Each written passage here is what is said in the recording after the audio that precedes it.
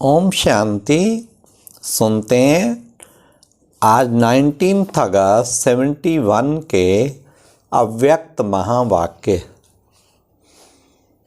आज की अव्यक्त वाणी का टाइटल है सबसे सूक्ष्म बंधन बुद्धि का अभिमान। आज की मुरली में बाबा ने सबसे बड़े ते बड़ा अंतिम बंधन कौन सा है। दूसरा बाबा ने स्पष्ट किया अपकारी पर उपकार की दृष्टि कौन सी है। फिर बाबा ने एक और राज खोला, विश्व महाराजन बनने के लिए क्या करना पड़ेगा। तो अब सुनते हैं 19 अगस्त 71 की अव्यक्त मुरली, सबसे सूक्ष्म बंधन बुद्धि का अभिमान। योग युक्त और बंधन मुक्त बने हो। जितना जितना योग युक्त उतना ही सर्व बंधन मुक्त बनते जाते हैं। तो योग युक्त की निशानी है बंधन मुक्त होना। अपने सर्व बंधनों को जानते होना कि किस किस प्रकार के बंधन हैं जो योग युक्त होने में रुकावट डालते हैं। जैसे सर्व दुखों की लिस्ट निकालते थे, वैसे भिन्न भिन्न बंधनों की भी लिस्ट निकालो। हाँ उस लिस्ट को सामने रखते हुए चेक करना कि कितने बंधनों से मुक्त हुए हैं और कितने बंधन अभी तक रहे हुए हैं।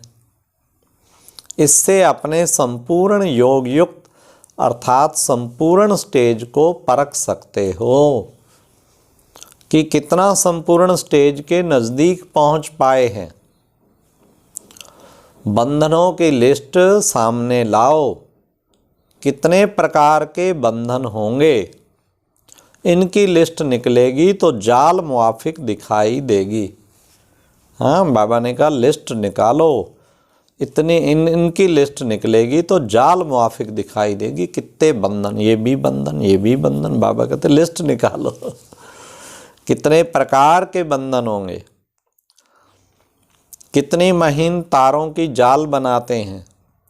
तो अब जज करो कि कितने बंधन रह गए हैं और कौन कौन से रह गए हैं। कोई बड़े बड़े बंधन हैं व छोटे छोटे बंधन हैं। ज़्यादा मेहनत किन बंधनों को चुकतू करने में लगती है। सभी से कड़े ते कड़ा बंधन कौन सा है। किसी ने कहा देह अभिमान। यह तो सभी बंधनों का फाउंडेशन है, लेकिन प्रत्यक्ष रूप में सभी से कड़ा बंधन कौन सा है। लोक लाज तो बहुत छोटी बात है, यह तो फर्स्ट स्टेप है। सभी से बड़े ते बड़ा अंतिम बंधन है श्रीमत के साथ अपने ज्ञान बुद्धि को मिक्स करना, अर्थात अपने को समझदार समझकर श्रीमत को अपनी बुद्धि की कमाल समझकर काम में लगाना, जिसको कहेंगे ज्ञान अभिमान अर्थात बुद्धि का अभिमान। यह सभी से सूक्ष्म और बड़ा बंधन है। इस बंधन से क्रॉस किया तो माना सभी से बड़ा जंप दिया। बुद्धि का अभिमान, इसको क्रॉस करना है। कोई भी बात में अगर कोई मधुर शब्दों में भी कमजोरी का इशारा दे और उसी समय कोई संस्कार स्वभाव व सर्विस के लिए बुराई आकर करते हैं, तो दोनों ही बातें सामने रखते हुए सोचो कि जरा भी वृत्ति व दृष्टि व सूरत में फर्क आता है। जरा भी फर्क नहीं आए, जरा भी हिम्मत उल्लास में अंतर नहीं आए, इसको कहा जाता है इस बंधन को क्रॉस करना। ये है बाबा ने कितना गहराई तक बाबा ने पहुंचा दिया है कि ऐसे टाइम पे भी कोई आपको क्रिटिसाइज कर रहा हो, कोई निंदा कर रहा हो, तो भी जरा भी शक्ल परिवर्तन ना हो। अगर मुख से ना बोला लेकिन सुनी हुई बात का व्यर्थ संकल्प भी चला, तो इसको कहेंगे बड़े ते बड़ा बंधन। तो गायन है जो गायन है कि निंदा स्तुति, हार जीत, महिमा व ग्लानि में समान। अर्थात बुद्धि में नॉलेज रहेगी कि यह हार है, यह जीत है, यह महिमा है, यह ग्लानि है, लेकिन एक रस अवस्था व स्थिति से डगमग ना हो, इसको कहा जाता है समानता। स्थिति वैसी ही बनी रहे, जरा भी उसमें स्थिति ऊपर नीचे ना हो, इसको कहते हैं समानता। नॉलेज होते हुए भी डगमग नहीं होना, यह है विजय। तो इस कड़े बंधन को क्रॉस कर लिया, अर्थात संपूर्ण फरिश्ता बन गया। इसके लिए मुख्य प्रयत्न कौन सा है?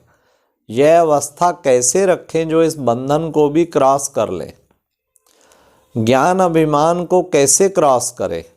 इसका पुरुषार्थ क्या है? आप सभी ने जो भी बातें सुनाई वह भी अटेंशन में रखने की हैं, लेकिन साथ साथ इस कड़े बंधन को क्रॉस करने के लिए सदैव ये बातें याद रहें कि हम कल्याणकारी बाप की संतान हैं। जो भी देखते हैं सुनते हैं उनमें एक कल्याण का रूप होते हुए भी अपनी कल्याण की बात क्यों निकालना है? बात अपनी एक कल्याण की बात को निकालना। कोई भी बात बाबा कहते देखो, एक कल्याण वाली भी देखो, उसमें अपनी कल्याण वाली निकाल लो क्योंकि हम कल्याणकारी बाप की संतान है। संगम युग भी कल्याणकारी है, तो एक कल्याण हमारा किसी बात में हो ही नहीं सकता। भले रूप है कल्याण का, हार का व ग्लानि का है, क्योंकि स्थिति को डगमग करने के कारण ये तीनों ही होते हैं, एक हार, एक ग्लानि और तीसरा बाबा ने बताया हार व ग्लानि स्थिति को डगमग करने, एक कल्याण का, एक कल्याण हार ग्लानि। तो बाबा ने कहा तो रूप भले यही दिखाई दें, लेकिन उस एक कल्याण के रूप को कल्याणकारी के रूप में ट्रांसफर करने की शक्ति व ग्लानि को भी उन्नति का रूप समझ धारण करने की शक्ति व हार से भी आगे के लिए 1000 गुना विजयी बनने की हिम्मत, उल्लास और युक्ति निकालने की शक्ति अगर अपने पास है तो कभी भी सूरत और सीरत में उनका असर नहीं पड़ेगा। तो रहस्य क्या हुआ? कोई भी बात को व समस्या को ट्रांसफर कर ट्रांसपेरेंट बनना है, अथवा अपकारी पर भी उपकारी बनना है। जैसे संस्कारों की समानता के कारण कोई सखी बन जाती है, ऐसे निंदा करने वालों को भी उस स्नेह और सहयोग की दृष्टि से देखना है। संस्कारों के समानता वाली सखी और ग्लानि करने वाली दोनों के लिए अंदर स्नेह और सहयोग में अंतर ना हो, ये है स्टेज। इसको कहा जाता है, अब ध्यान से सुनना, इसको कहा जाता है अपकारी पर उपकार की दृष्टि अथवा विश्व कल्याणकारी बनना। ऐसी स्थिति अब बन जाती है तो समझो संपूर्णता के समीप हैं। ऐसे नहीं जिसके संस्कार मिलेंगे उनको साथी बनाएंगे, दूसरों से किनारा कर लेंगे, भले कड़े संस्कार वाली हो उनको भी अपने शुभ चिंतक स्थिति के आधार से ट्रांसफर कर समीप लाओ। जब कोई होपलेस केस को ठीक करते हैं ना, तभी तो नाम बाला होता है ना बाबा कहते हैं हाँ, ठीक को ठीक करना व ठीक से ठीक होकर चलना ये कोई बड़ी बात नहीं है। बड़ी बात है अपनी श्रेष्ठ स्मृति वृत्ति से ऐसे ऐसे को भी बदल कर दिखा देना। देखो होम्योपैथिक दवाई की इतनी छोटी छोटी गोलियां कितने बड़े रोग को खत्म कर सकती हैं। तो क्या मास्टर शक्तिवान अपनी वृत्ति और दृष्टि से किसके भी कड़े संस्कार के रोग को खत्म नहीं कर सकते क्या? अगर कोई के संस्कारों को पलटा नहीं सकते व खत्म नहीं कर सकते तो समझो मुझ मास्टर रचयिता से तो रचना की शक्ति ज़्यादा काम कर रही है। जैसे मिसाल बताया ना, छोटी सी गोलियां रोग को ख़त्म कर सकती हैं, वह दवाई यह नहीं कहती कि रोग को कैसे मिटाएं। तो क्या आपकी रचना में शक्ति है और आप मास्टर रचयिता में नहीं है? बाबा ने सदैव यह लक्ष्य रखो कि ट्रांसफ़र होना है और ट्रांसफ़र करना है। ऐसे नहीं कहना है ट्रांसफ़र हो तो मैं ट्रांसफ़र हो जाऊं, नहीं, मुझे होना है, मुझे करना है। तो ऐसे हिम्मत रखने वाले बनते हैं, वही विश्व के महाराजन बन सकते हैं। तो विश्व महाराजन बनना है तो जो दैवी परिवार की आत्माएं भविष्य के विश्व में आने वाली हैं, अर्थात वे छोटा सा परिवार जो विश्व राज के अधिकारी बनने वाले हैं, इन सभी आत्माओं के ऊपर अब से ही स्नेह का राज्य करना है। ऑर्डर नहीं चलाना है, अभी से विश्व महाराजन नहीं बन जाना है। कहीं विश्व महाराज, मैं विश्व महाराजन हूँ, सुन ले मेरा ऑर्डर, ऑर्डर नहीं चलाना है। अभी तो विश्व सेवाधारी बनना है, स्नेह देना ही भविष्य के लिए जमा करना है। यह भी देखना है कि अपने भविष्य के खाते में यह स्नेह कितना जमा किया। ज्ञान देना सरल है, लेकिन विश्व महाराजन बनने के लिए सिर्फ ज्ञान दाता नहीं बनना, इसके लिए स्नेह देना अर्थात सहयोग देना है।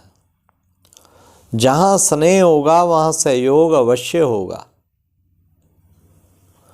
अगर यह हाई जंप दे दिया तो सभी बातों में श्रेष्ठ सहज ही बन जाएंगे। अच्छा, अब भट्ठी वालों ने अपने को ट्रांसफ़र किया, जितना ट्रांसफ़र किया होगा उतना ही हर एक की सूरत ट्रांसलाइट के चित्र के मिसल दिखाई देगी। ट्रांसलाइट का चित्र दूर से ही स्पष्ट दिखाई देता है ना। तो ऐसे सभी बातों में स्पष्ट और श्रेष्ठ बने हो। किसी ने कहा बनेंगे, कब तक बनेंगे? 5 वर्ष तक? कब तक का वायदा है? 71 की मुरली है ना, तब 76 का बहुत वो चला था। तब बाबा ने कहा 5 वर्ष तक। इतनी शक्ति अपने में भरी, जो कैसी भी समस्याएं आए, कैसी भी बातें न बनने वाली भी बन जाएं, तो भी अचल अडोल एक रस रहेंगे। ऐसी अपने में शक्ति भरी है। आपके ऊपर ही कोई बातें बना दे कुछ का कुछ, तो भी वो बिल्कुल ऐसे रहे कि पूछो नहीं, बिल्कुल स्थिति अचल अडोल। ऐसे नहीं कहना यह तो हमको पता ही नहीं था, ऐसा भी होता है, ये तो नई बात हुई इसलिए फेल हो गया। यह नहीं कहना। माया की परीक्षा, माया भी परीक्षा लेने के लिए नई नई बातें सामने लाएगी, इसलिए अच्छी तरह से मास्टर नॉलेजफुल, मास्टर त्रिकालदर्शी बन के रहना है। दूर से ही माया के वार को पहचान कर ख़त्म कर दो। ऐसे मास्टर सशक्तिवान बने हो।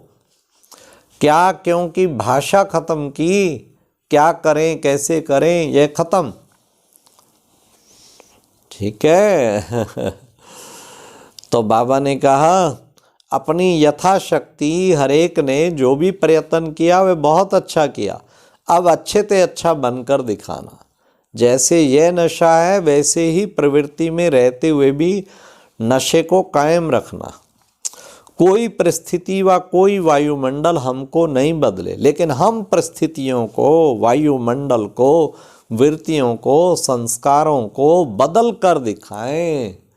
यह पक्का छाप लगाना है।